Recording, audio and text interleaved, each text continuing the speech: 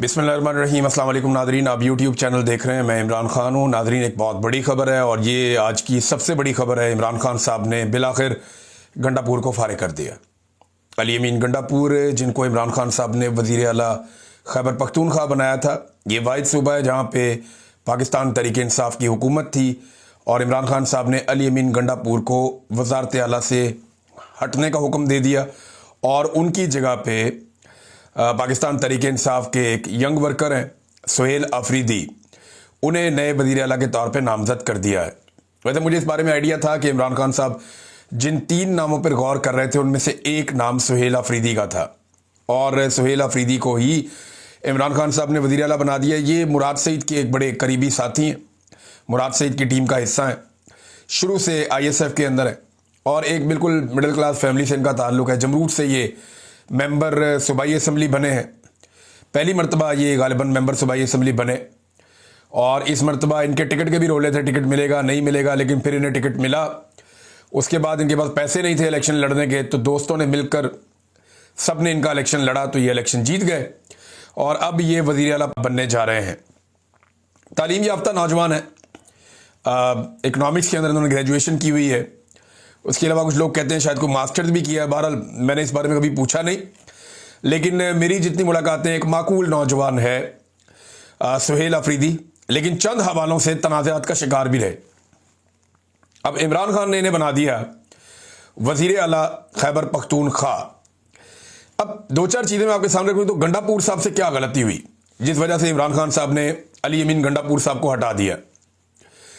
तो देखें, एक तो गंडापुर की सोच में जो सबसे बड़ी गलती थी वो ये थी कि एस्टेब्लिशमेंट पर दबाव बढ़ाने की बजाय वो एस्टेब्लिशमेंट से बातचीत करने में दिलचस्पी रखते थे।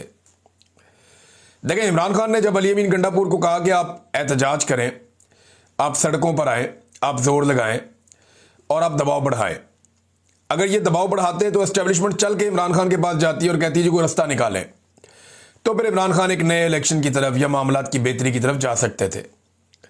लेकिन गंडापुर ने खुद ही एस्टेब्लिशमेंट से बातचीत शुरू कर दी। 2 मरतबा एस्टेब्लिशमेंट ने उन्हें गायब किया, फिर वो वापस आ गए उन्होंने दोनों दफ़ा अलग अलग कहानियां सुना दी। तो गंडापुर साहब की सोच में, और ये मुझे उन्होंने जून 2024 में बताया भी था, मैंने ये बात पहले कही भी है कि गंडापुर साहब ने कहा था कि इमरान खान जब भी बाहर आएगा मेरी बात आप लिख कर ले लें, ये एस्टेब्लिशमेंट के साथ कोई बातचीत करके ही बाहर आएगा, वैसे बाहर नहीं आएगा, डील करके आएगा। गंडापुर को पहले दिन से ये लगता था, पहले दिन से इन्होंने हार मानी हुई थी। तो इमरान खान साहब की नज़र में जो सबसे बड़ी गलती हो सकती है एक तो ये है कि इमरान खान साहब के अहकामात को इन्होंने माना नहीं। दूसरा, इमरान खान साहब को ये फैसला बहुत पहले कर लेना चाहिए था। देखिए, उनका अपनी पॉलिटिकल पार्टी है, उनका अपना पॉलिटिकल पार्टी के बारे में अपना ओपिनियन है, अपना फैसला, अपनी टाइमिंग है, वो तो इमरान खान साहब तय करेंगे। लेकिन मेरा तज्जिया ये है कि इमरान खान साहब ने ये फैसला बहुत देर से किया।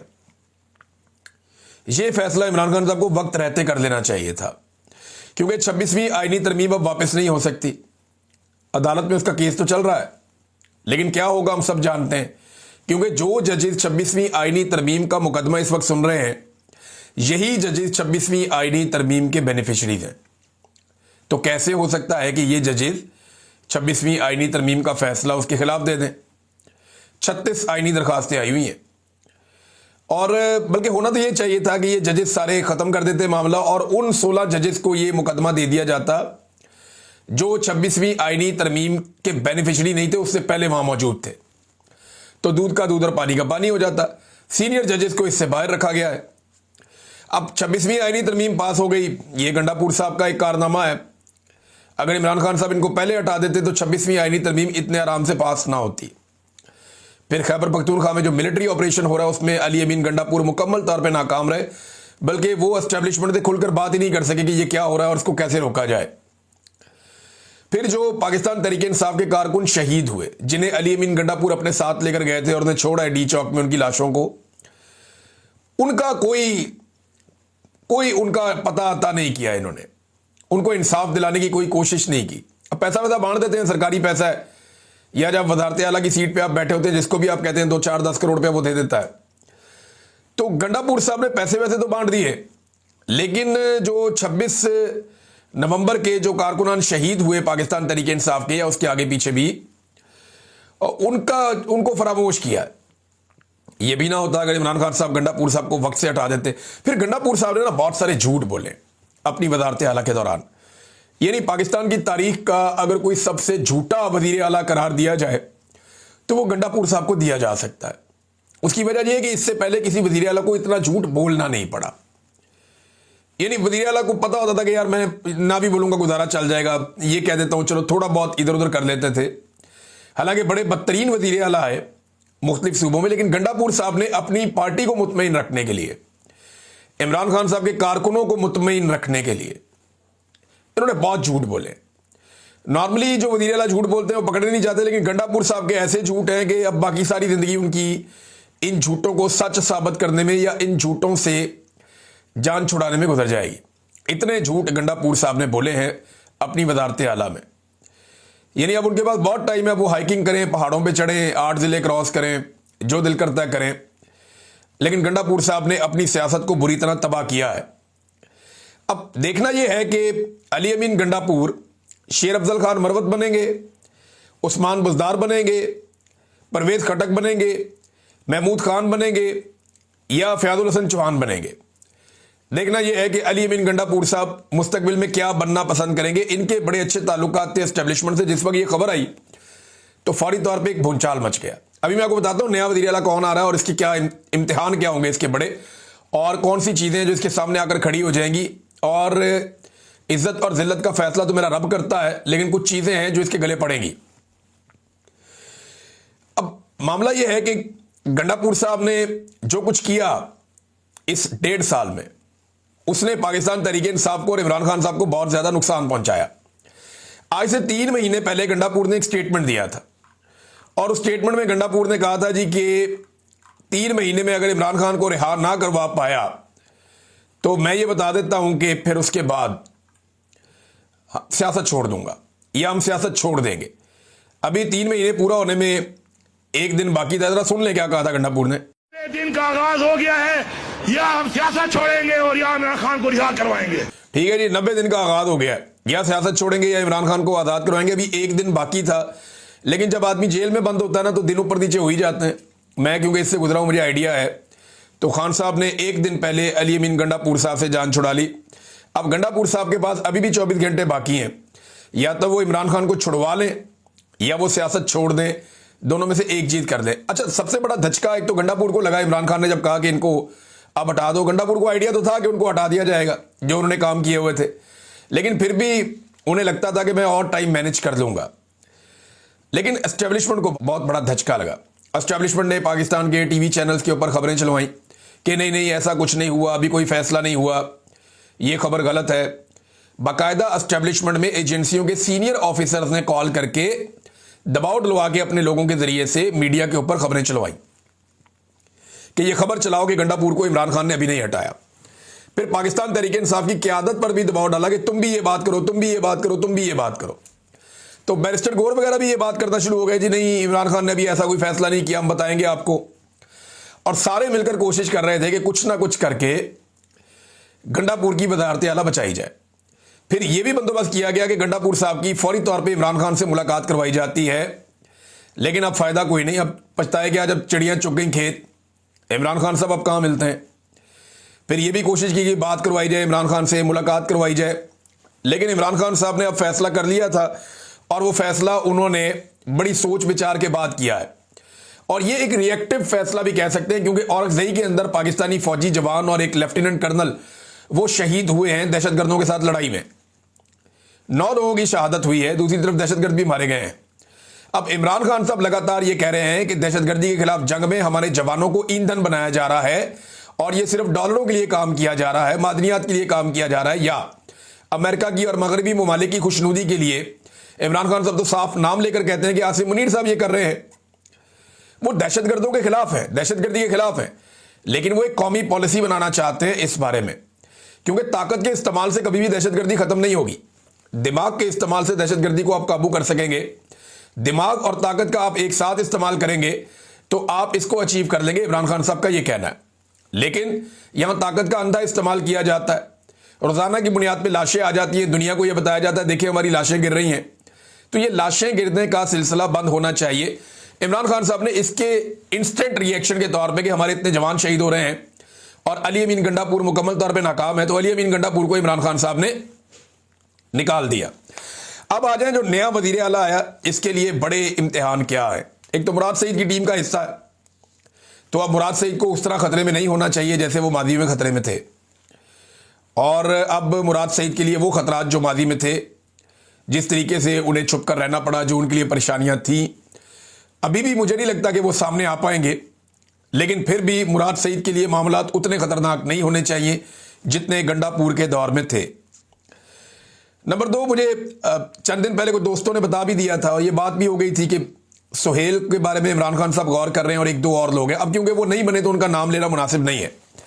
एक चीज मैं पाकिस्तान तहरीक इंसाफ के लोगों से कहना चाहूंगा कि आप फौरी तौर पे उन तमाम दानिशवरों के और उन तमाम सहाफियों के और तमाम पॉलिटिशियंस के वो क्लिप निकाल कर रख लें जिसमें गंडापुर को जब इमरान खान ने वजीर आला बनाया था तो वो मातम कर रहे थे, क्योंकि उस वक्त उन सबको लगता था कि इमरान खान एक बड़े सख्त आदमी को वजीर आला बनाकर लाया और ये अब तहरीक चलाएंगे, ये बैठेंगे नहीं, तो ये सारे मातम कर रहे थे। लेकिन वक्त ने साबित किया कि गंडापुर उनकी उम्मीदों पर पूरा उतर गए और अब वो सारे गंडापुर को अपना एसेट समझते थे।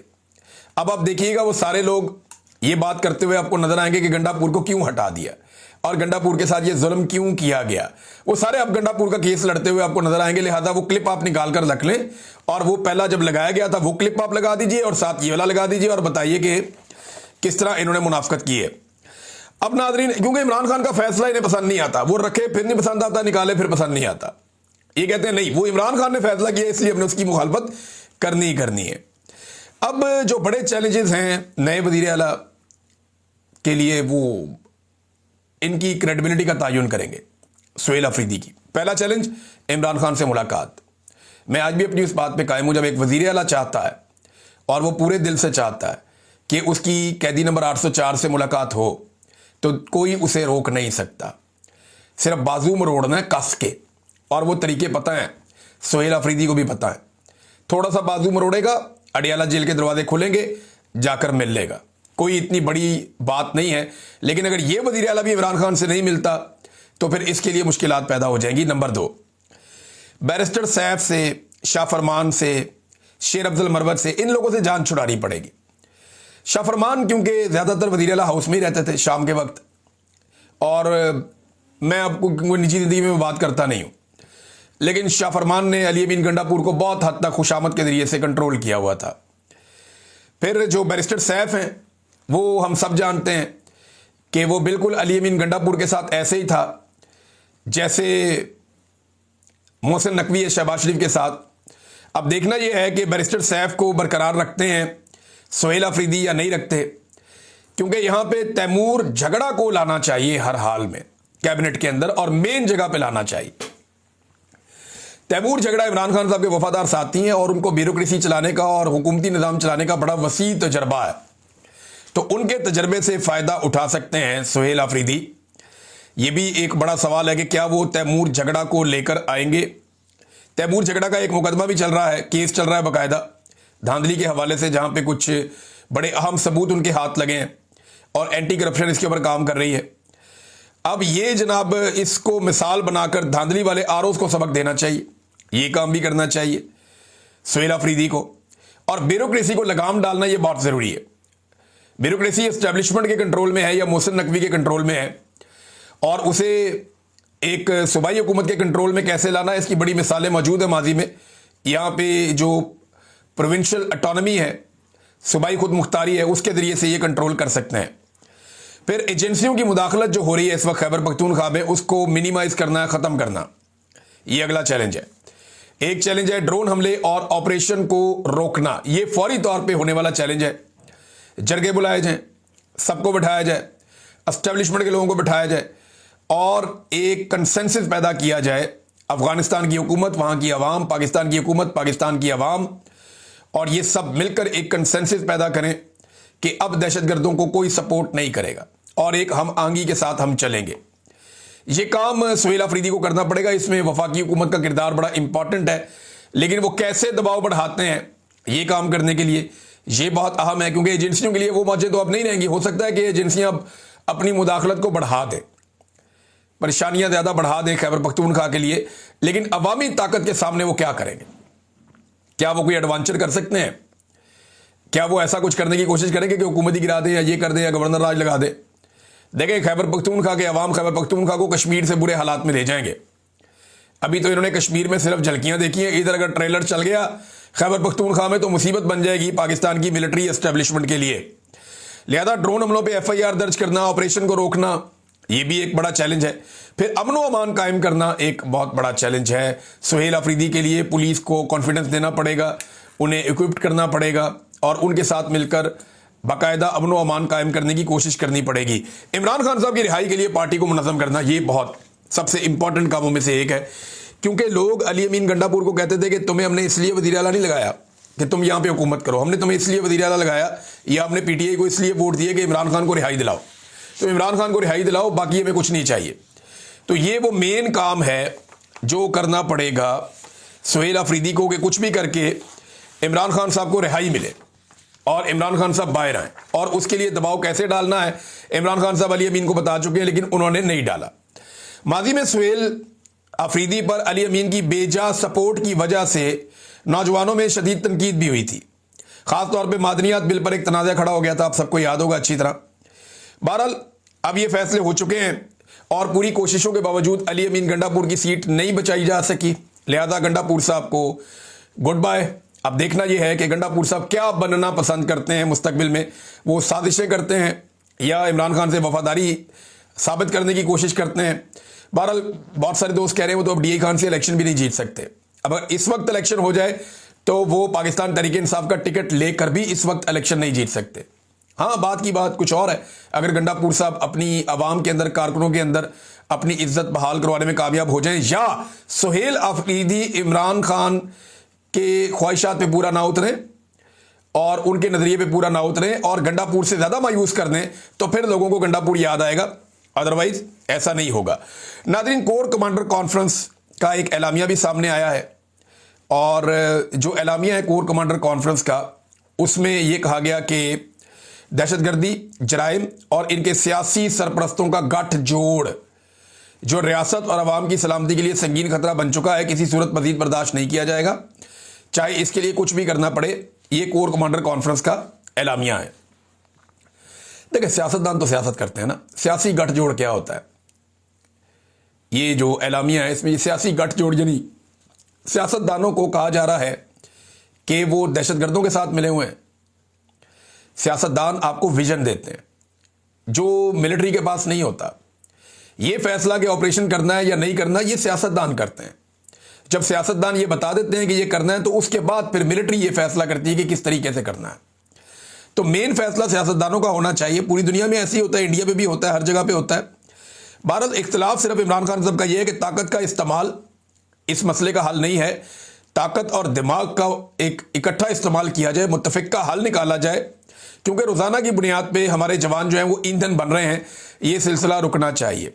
आज़ाद कश्मीर से खबर आ रही है कि शायद अनवारुल हक को भी अब फारिग कर दिया जाए। जो आज़ाद कश्मीर का वज़ीर आज़म है उसके भी बड़े ताल्लुकात हैं मिलिट्री एस्टेब्लिशमेंट में, लेकिन उसकी तरदीद भी बाद में आई। अब देखना यह है कि मुतालबात पूरे होते हैं या नहीं। अगर कश्मीरियों के मुतालबात पूरे नहीं होते तो फिर याद रखिएगा, फिर अनवारुल हक साहब भी फारिग है। फिर एक अवाम का सैलाब आएगा, एक समंदर आएगा, हर चीज़ को बहाकर ले जाएगा।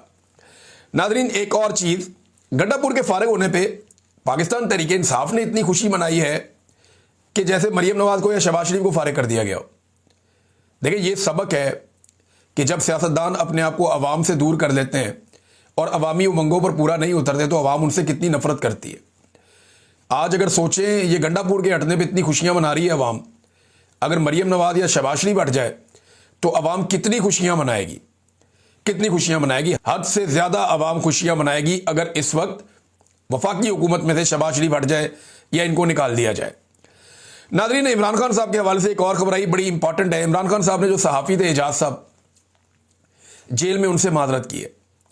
इमरान खान साहब ने कहा कि मैं मीडिया की मुश्किलात से वाकिफ़ हूँ, मीडिया मजबूर है, यानी मैं आपकी मजबूरी समझता हूँ। मैं मीडिया वर्कर और रिपोर्टर के बिल्कुल खिलाफ नहीं हूँ। अगर उस दिन आपको मेरी बात से दुख पहुंचा तो मैं माजरत ख्वाह हूँ। इमरान खान ने सहाफ़ियों से गुफ्तगू में सहाफ़ी इजाज़ अहमद से माजरत कर ली। अंदाज़ा करें आप। फील्ड मार्शल से माफी नहीं मांगता, आर्मी चीफ से माफी नहीं मांगता, एक सहाफी से, बिल्कुल आम आदमी है, किराए के मकान में रहता है, उससे माफी मांग लेता है। ये है इमरान खान। मेरे दिल को बड़ा सुकून मिला था जिस दिन मैंने बारंग बलोच से चौक में हाथ जोड़ के माफी मांगी थी। अगर मैं वो माफी ना मांगता तो मुझे एक बेचैनी सी रहती थी। जब मैंने उससे माफी मांगी मेरे दिल को बड़ा सुकून मिला। इसी तरह मुझे बड़ा सुकून मिला जब बहुत सारी जगहों पे बड़े दबाव के बावजूद मैं डट गया। मैंने कहा जी नहीं, ये नहीं हो सकता, मैं नहीं पीछे हटता, तो तब भी मुझे बड़ा सुकून मिला। देखिए कितना फर्क है ना एमएल वली खान में और इमरान खान में। एक बादशाह खान की औलाद है और एक को ताने दिए जाते हैं इमरान खान को। बादशाह खान की औलाद माफी मांग लेती है, 24 घंटे नहीं टिक पाती, 1 घंटे के लिए इधर उधर होता है, उसके बाद बयान आता है जी नहीं मैं मादरत चाहता हूं, मैं माफी मांगता हूं, 7 तारीफें भी कर देता है। कितना फर्क है। इमरान खान ने एक गरीब सहाफी से माफी मांगी कि अगर तुम्हारा दिल दुखा मैं माफी चाहता हूं। एमएल वली खान ने पाकिस्तान के फील्ड मार्शल से माफी मांगी कि मैं मादरत ख्वाऊंगा आपका दिल दुखा तो, बल्कि मैं आपकी तारीफें भी करता हूं। बहुत फर्क है, बहुत ज्यादा फर्क है। बल्कि जो नया वज़ीर आला आ रहा है खैबर पख्तूनख्वा का, इसने उसका नाम माफी वली खान रख दिया है एमएल वली खान का कि जनाब इसने माफी मांगी है। देखिए माफी मांगना अच्छी बात है, इससे आदमी छोटा नहीं हो जाता, लेकिन माफी वहां मांगनी चाहिए जहां मांगनी चाहिए। कई जगहों पे आपने डट जाना होता है और जब आपने बड़े बड़े दावे किए हों तो फिर आपके लिए बड़ा मसला भी बन जाता है। नाज़रीन मैंने आपसे अर्ज कर रखा है कि भारत कोई ना कोई एडवेंचर करेगा और अब ये खबरें छोटी छोटी हल्की फुल्की आ रही हैं कि भारत किसी वक्त खुदा न खास्ता कोई एडवेंचर पाकिस्तान के खिलाफ कर भी सकता है। लेकिन पहले पाकिस्तान ने तगड़ा जवाब दिया था, आइंदा भी तगड़ा जवाब देगा। आज के दिन नाज़रीन एक चीज तो साबित हुई और इस जुमले के ऊपर मैं अपने वीलॉग का इख्तिताम कर रहा हूं कि अब पाकिस्तान के अंदर हुकूमतें बनाने और गिराने का फैसला मिलिट्री एस्टेब्लिशमेंट या आर्मी चीफ नहीं, अवाम का लीडर करेगा। तो इस वक्त वो कैदी नंबर 804 है। अब तक के लिए इतना ही। अपना ख्याल रखिएगा, अपने इस चैनल का भी। अल्लाह हाफिज।